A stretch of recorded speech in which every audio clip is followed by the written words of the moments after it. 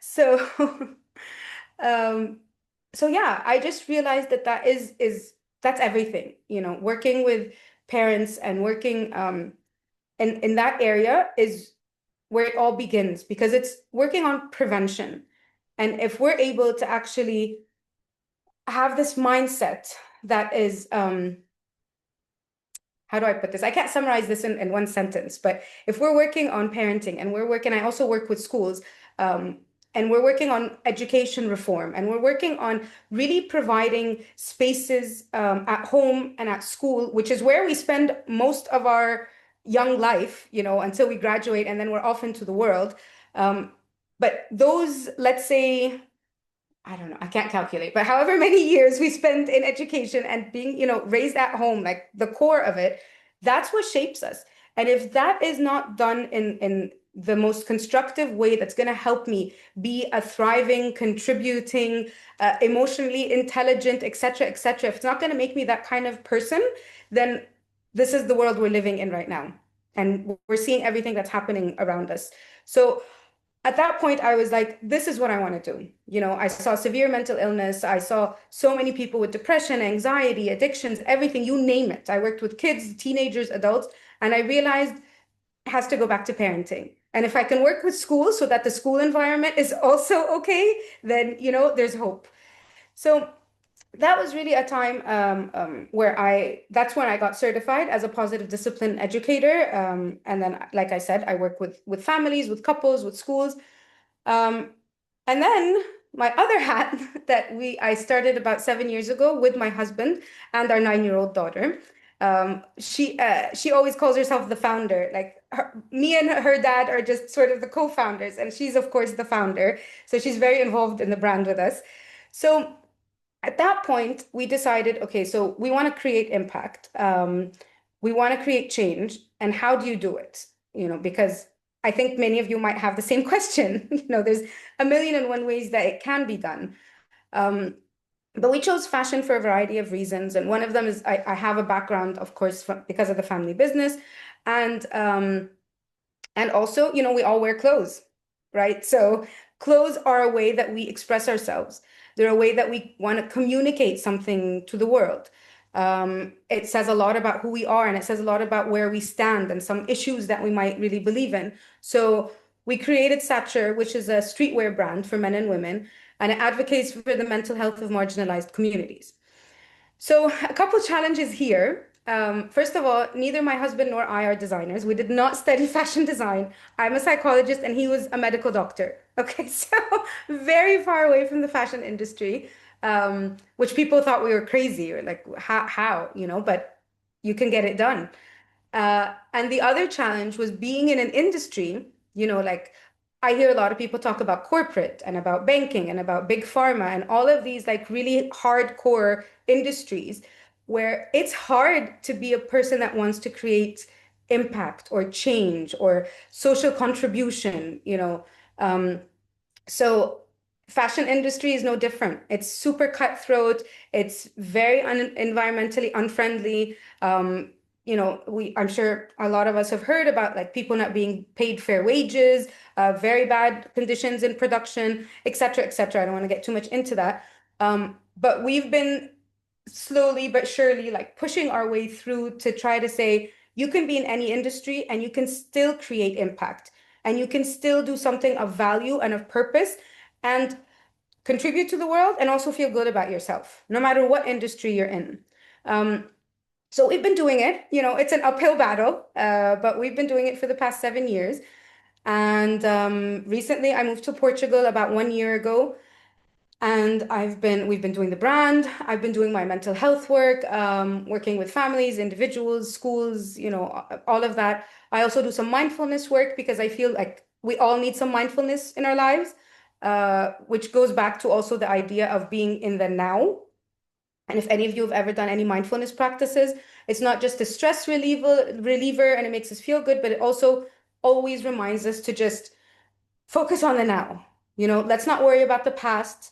Let's not stress about the future, but really just figure out where am I in this space and time, and what do I need to do right now to get where I want to go right now. You know, so mindfulness has been really, really helpful for me, and I also use it with kids and adults. Um, and yeah, that's where I'm at right now. So it's been quite a journey. It's been a lot of ups and downs. We've had failures, we've had successes. I've learned so much. One of them being I never would have thought when I was, in 11th grade taking my first psychology class that I would have gone through all of that. I would have done all of these different, businesses and endeavors. And it's like, what I there is one common thread of the idea that I do want to help and that I want to give and I want to actually wake up every day and feel like I am significant and that I have a sense of belonging and that I am creating a difference in the world. Um, and that's why I'm also an Adlerian therapist, which means basically, I'm not sure how many people are familiar with Alfred Adler, but one of his main motivators, one of his main concepts about human motivation is that everyone needs a sense of belonging and a sense of significance. Everyone. Okay. And I'm going to encourage you to always keep those two in mind. How am I finding my sense of belonging? And how am I feeling significant in all areas of my life? Because if I don't have that, I am not going to be, I heard this word being used today. I'm not going to be, what was the word? I'm going to have dissonance. I think Greg, you brought that up. I'm not going to feel authentic. And if I don't feel those things, then I am not going to be able to reach my goals, whatever they may be. So I'll end on this note so that if there's any questions, but what I have learned throughout, and I'm still, I don't think I'm that old. I still have a long way to go. I don't know what I'll be doing in a year or two or five, but where I'm at right now, after all these years of doing all of this, is that it really, it doesn't matter so much what you study. It really doesn't matter so much what kind of job you have or how much money you make, as long as you're like surviving. But what really matters, and this is not just my learning, but this is a lot of research out there is showing that you need to have social emotional skills. Okay. And you might have already heard this from other people, but I just want to emphasize this idea that you need to learn how to manage change and transition in ways that work for you, that keep that sense of belonging and significance that you need. So, how do you manage failure? How do you manage, excuse me, uh,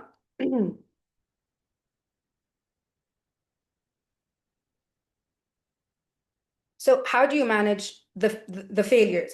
And how do you fail and be okay to fail and just get back up and then try a different something different? One of my favorite quotes that we use, it's from Positive Discipline, which is mistakes are opportunities to learn. And we might have heard this in many different ways, but that's really it. You have to fail. You have to, because if you don't fail, you won't learn problem solving, you won't learn critical thinking, you won't learn what you did wrong, so you don't repeat it. You have to. So that quote that Manisha shared in the beginning from Carl Jung, that's really it. Just get out there and do it. Just take it step by step. You're gonna learn from everything you do, and you're not gonna know what you want to do right now. It's a journey. So just having those social emotional skills that can sort of be with you along the way so you can handle it, that is really my, the message that I want to like drive home today. So, or like some like big crises or losing, things that are really important for us. I have found that having faith that things are going to be okay, that this is happening for a reason, and that I have to believe like I'm a good person. So if something's happening, it must be for a better, it's something better for me. And just having that faith and I don't know how to translate it. In Arabic, it's called tawakkul, which is sort of like faith. It's like I know that there is something, this is happening for a reason, basically. So that has been, I think, there for a while for me. And then along the way, it's like, yeah, are there people or are there things or are there activities that I'm doing that are really helping me stay grounded and pushing me forward. So yeah, that's that. Thank you. Thanks. So, another woman of faith from the Arab world. Who would think I'm so good at pairing you guys? Last time I had two bankers. Now I have like these two incredible women from Egypt and Jordan, right, John? Rana, you're from Jordan. It's so lovely to have you here. I put Rana's bio in the chat again, but without kind of too much of an intro, Rana, I'd just love for you to share with our group a little bit about, what has driven you to be on the journey you are on, and what would you love to share with the youth of today that are aspiring to be authentic, um, of service to the powers that be, to themselves. Um, yeah, Great. Well, just thank you. Yeah, sorry. Go welcome. ahead. No, no. Yeah.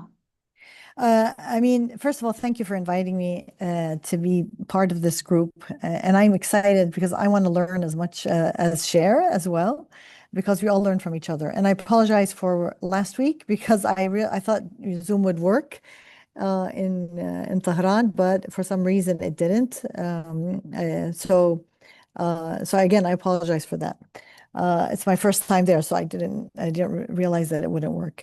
I'm a scientist and I do evolutionary biology. And to me, one of the reasons we survived as a species is that we are storytellers. I imagine that there were at some point in time in our evolution, there were two groups of people, a group that sat around the fire and told stories, and another one that frowned upon them, and those who were telling the stories and accused them of wasting their time. So you can imagine which one survived. It was the storytellers. So in the spirit of storytelling, I think the best way to share how I go about my life is my story. And hopefully that will inspire not every people, but also maybe elicit in you critique, because we learn when we critique each other. Of course, not critique just for the sake of critique, but critique in a way, a constructive kind of critique, where you're really curious and you want to know more, and you don't get it. Something isn't right, and you ask, and that makes me think again. Yeah, wait a minute, I never thought of it that way. So I appreciate those critiques after I'm done sharing for a few minutes. So when I talk about what I do and what my life journey is, I talk about the different roles that I play. And when people talk about different roles, they talk about different hats. I don't wear a hat, I wear a scarf. So I talk about my scarves, my different scarves. And the first scarf that I wear, and I proudly take claim, is that I'm a mother, a parent. And I think that's the most important role any human being can play in life. We're all talking about the next generation, humanity. So when you're a parent, that's actually physically, literally what you're doing. You're bringing the next generation. Yet nobody talks about it when you talk about your achievements and your successes. You're proud, you're a CEO, or you have this degree, et cetera, et cetera. But you never talk about being a parent. You take it for granted, when to me, it's the most important thing. And that's why wherever I am, whether I'm at the UN or the World Economic Forum, I say I have 4 kids, and that's the most important thing I'm doing. And I think that's also to not underestimate the parents who are sitting at home and taking care of the children, who are not seen as very central people who are bringing up the next generation. The second scarf that I wear is I'm an educator. I was a school teacher for 10 years. So after I finished high school, I wanted to become a scientist, and I did my bachelor's and master's in Jordan. But because we don't have a PhD program, I became a school teacher. And being a school teacher is a life-changing experience, because you get to know the kids, their parents, the teachers, the challenges, yeah, it's a roller coaster. And believe me, if you can stand in front of fifth graders, you can do anything because they know everything about you, whether you're going to fulfill that threat or not. They know. And to me, that's the second most important role, is being a teacher. Because the kids, if they're not at home, they're at school. And the role of the teacher shaping the brain, the personality, the aspirations, the model of what a child is going to grow up into is all in the hands of the teacher. Yet again, we do not appreciate and the teacher as much as possible. You know, it's some, oh, a university professor is more important. No, it's the teacher for the younger grades. That's the important person. And actually, when I first finished my master's, since I didn't there was no PhD programs. I got accepted in Cambridge in England. I didn't have the money. I got married and I started teaching for 1 year at the university. And then I decided that, wait a minute, if I want to change the world, I need to go teach in a school, like not a university, in an actual school. And I left the university and everybody thought I was crazy. Like, who would leave being a lecturer at the university to go teach in a school? But I felt that was my calling if I really wanted to make a difference. And I taught for 10 years from first grade to 12th grade.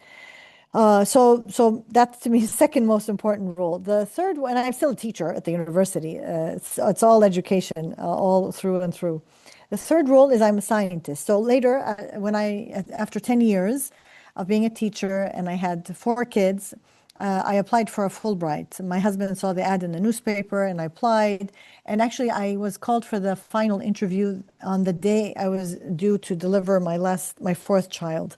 And I told him, that's my due date. You know, it was September, actually, it was September 11. Weird, right? Yeah, that was the day of my interview, 1999.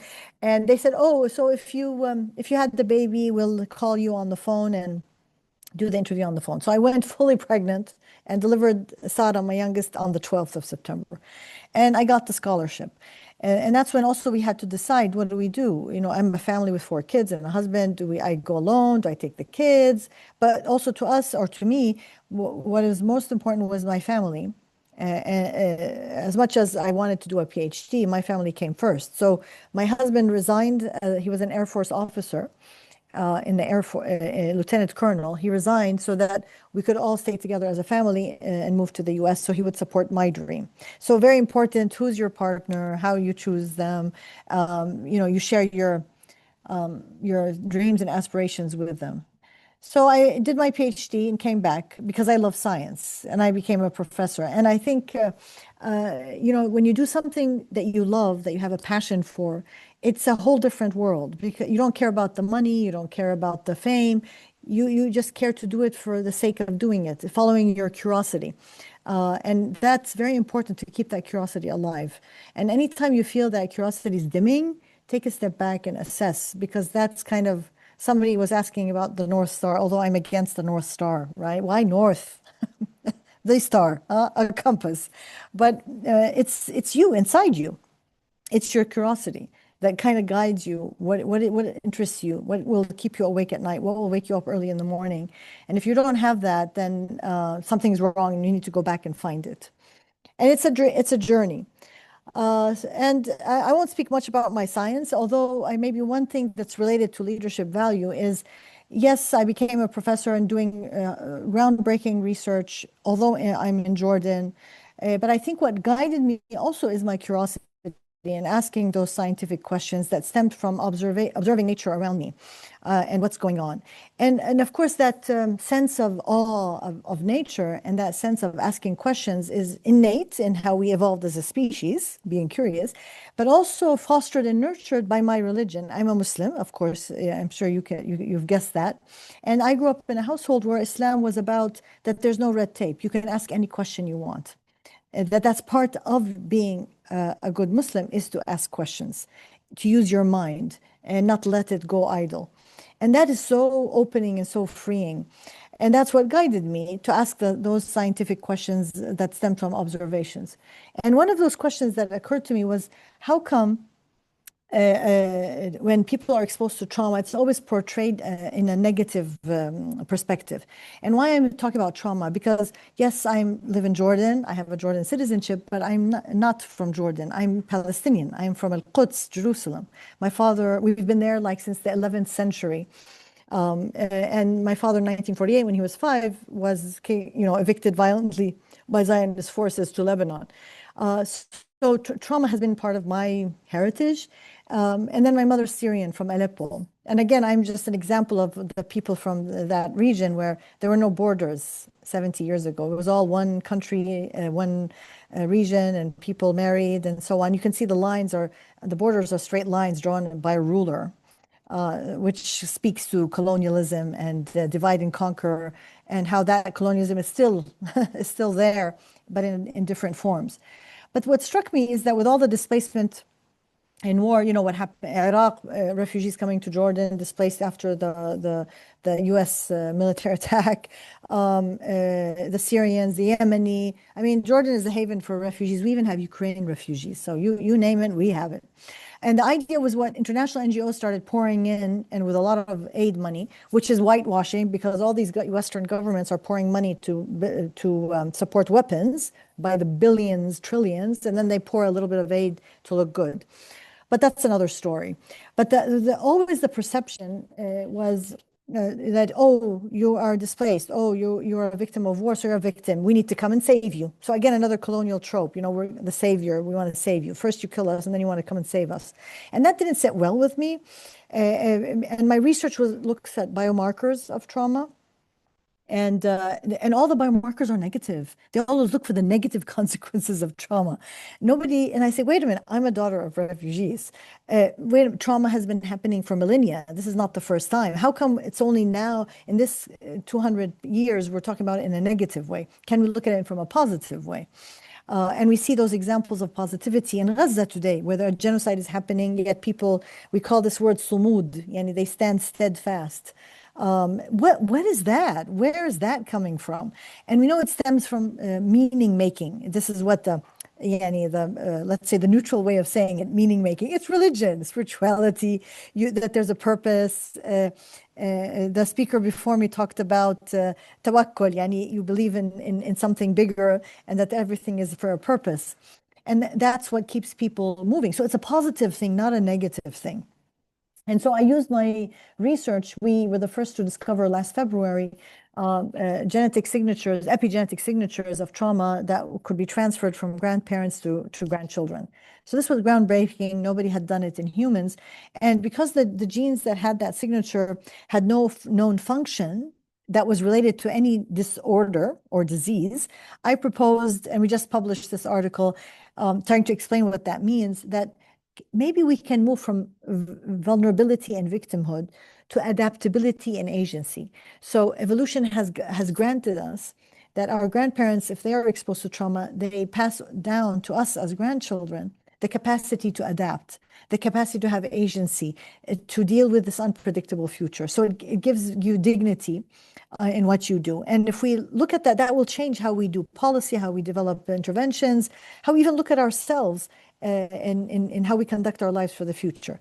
So in a way, that was my religion, spirituality, intertwined with my science, trying to change the world. We call it systems change and how we portray trauma. And then we can look at other things as well.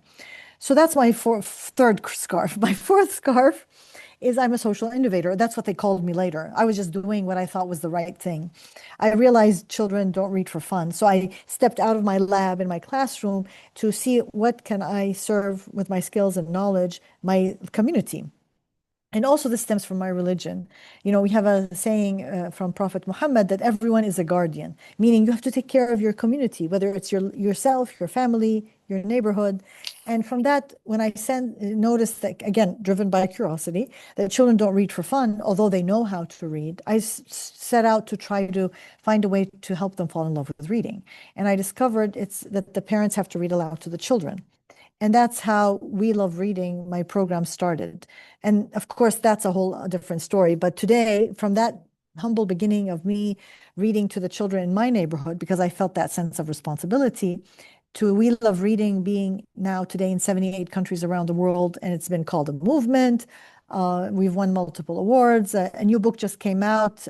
It's called Reimagining Systems Change that I wrote that describes why and how I did it and how it compares to how international NGOs do their work, and in a very maybe contradictory, makes you think and question, critique in a good way. How do you really help change the world, one person at a time, one action at a time? My fifth scarf, usually I tell people, I'm not going to tell you, and I invite you to read my first book, The Five Scarves, that I had shared earlier. I don't know, Manisha, if people had read the book or had a chance, but I'll tell you what it is. So it's being an activist. And that's, I think, this stage in my life. I'm 56. What do you do with the rest of your life? So to me, it was helping those who are oppressed.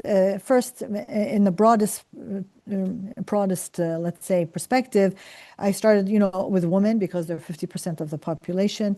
But then now it's been, and I've done a lot of programs on that, but now it's more and more focusing on actually Palestine as a symbol of humanity. I think all of us in humanity, whether we're talking global south or we're talking about minorities in different Western countries, we see the rise of racism, far right, climate change, et cetera, et cetera. And all these, by the way, are connected. They're not isolated. Those that create these situations want to make us think that they are disconnected. They're all connected. And Palestine is the epitome of it because it's a colonial settler project in the 21st century. And so all my actions now are to actually support Palestine, stop the genocide, hold Israel accountable for everything it has done. And because Israel is supported by the US, Germany, UK, I'm sure many of you know what's going on. And so if we stop Israel and we stop the complicity, this is the beginning of a new world order.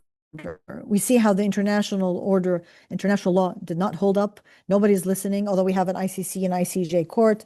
They're being thrown under the bus because it wasn't supposed to be for them. It was supposed to be for the global south. And so to me, I'm an optimist. My husband says, I see an ocean in a drop of water.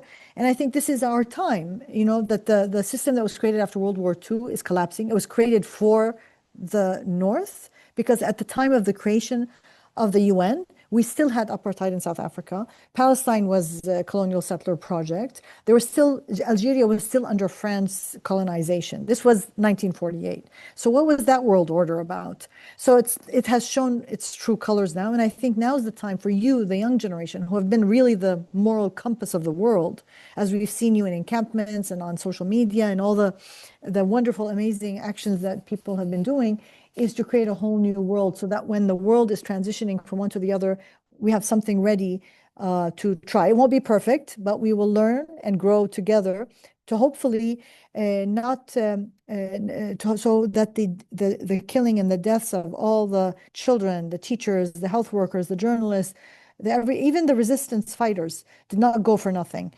So I feel that not just my part of the world, the Palestinians, owe it to Gaza. Every human being owes Gaza for waking us all up to the reality of the world. So I'll stop there and looking forward to your questions and comments, and most importantly, your critiques.